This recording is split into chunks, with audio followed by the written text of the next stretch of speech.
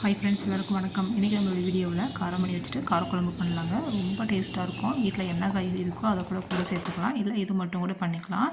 ரொம்ப டேஸ்ட்டாக இருக்கும். இன்றைக்கி பச்சை காரமணி வச்சுட்டு நம்ம குழம்பு பண்ண போகிறோம். வாங்க காரமணி குழம்பு எப்படி பண்ணுறதுன்னு பார்க்கலாம்.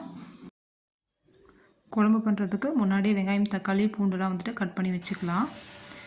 இன்றைக்கி பார்த்திங்கன்னா நான் குக்கரில் தான் குழம்பு பண்ண போகிறேன். ஸ்டவ் ஆன் பண்ணிவிட்டு குக்கர் வச்சுக்கலாங்க. இதில் 3 ஸ்பூன் அளவுக்கு நல்லெண்ணெய் விட்டுக்கலாம்.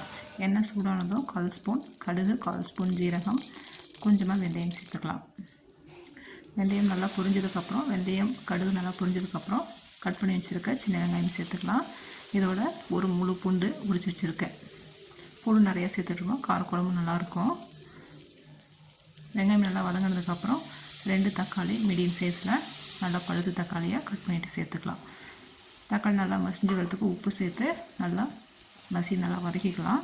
தக்காளி நல்லா வதங்கினதுக்கப்புறம் ஒரு உருளைக்கிழங்கு நான் கட் பண்ணிவிட்டு சேர்த்துருக்கேன். இதோட நீங்கள் வீட்டில் என்ன காய்கறி இருக்கோ அதை வந்து கட் பண்ணிவிட்டு சேர்த்துக்கலாம். முருங்கைக்காய், கத்திரிக்காய், உருளைக்கிழங்கு இதெல்லாம் சேர்த்து பண்ணும்போது ரொம்ப நல்லாயிருக்கும். நான் வந்து இன்றைக்கி உருளைக்கிழங்கு மட்டும் சேர்த்துருக்கேன். இந்த காயோடு பார்த்திங்கன்னா நம்ம க்ளீன் பண்ணி வச்சுருக்க காரமணி சேர்த்துக்கலாம். சேர்த்துட்டு லைட்டாக நல்லா வந்து கலந்து விட்டுக்கலாம். இதோட மசாலா சேர்த்துக்கலாம். 1/4 ஸ்பூன் மஞ்சள்தூள், 2 ஸ்பூன் குழம்பு மிளகாத்தூள் சேர்த்துருக்கேன். சேர்த்துட்டு நல்லா மிக்ஸ் பண்ணி விட்டுக்கலாங்க.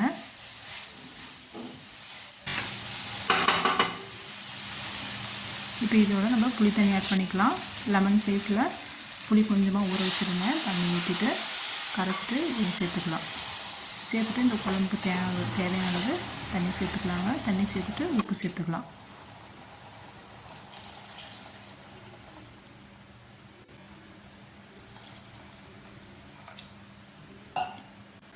தண்ணி சேர்த்துட்டு உப்பு சேர்த்துட்டு மூடி போட்டு வச்சிடலாம்.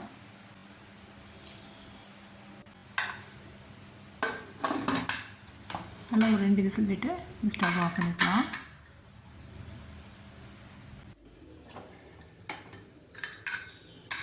பாருங்கள், விசில் நல்லா அடங்கினதுக்கப்புறம் பாருங்கள், குழம்பு நல்லா எண்ணெய் பிரிஞ்சு வந்திருக்கு. இப்போ இந்த டைமில் திரும்பவும் ஸ்டவ் ஆன் பண்ணிவிட்டு ஒரு 2லேருந்து ஒரு 4 ஸ்பூன் அளவுக்கு அரைச்ச தேங்காய் வந்து சேர்த்துக்கலாம். ஜீரகம் சேர்த்து நான் தேங்காய் அரைச்சிருக்கேன், அது வந்து சேர்த்துக்கலாம். இதுக்கு மேலே தண்ணி எதுவும் ஆட் பண்ண வேண்டாம். குழம்பு பார்த்திங்கன்னா மீடியம் ஃப்ளேமில் ஒரு 10 நிமிஷம் கொதிய வச்சு நம்ம ஸ்டவ் ஆஃப் பண்ணிக்கலாம். ரொம்ப டேஸ்ட்டாக இருக்கும்.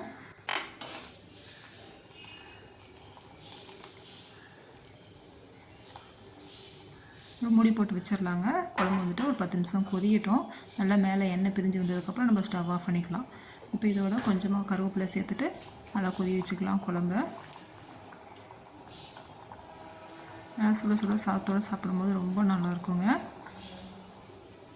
கண்டிப்பாக ட்ரை பண்ணுவோங்க. ரொம்ப சிம்பிளாக இருக்கும். ஒரு 10 நிமிஷத்தில் ரெடி பண்ணிடலாம் நம்ம குக்கரில் செய்யறதுனால. ஓகே ஃப்ரெண்ட்ஸ், இந்த வீடியோ பிடிச்சிருந்தா லைக் பண்ணி ஷேர் பண்ணுங்கள். இந்த குழம்பு எப்படி இருந்தாலும் கண்டிப்பாக செஞ்சு பார்த்துட்டு கமெண்ட் பண்ணுங்கள் ஃப்ரெண்ட்ஸ். தேங்க்யூ ஃப்ரெண்ட்ஸ், பாய்.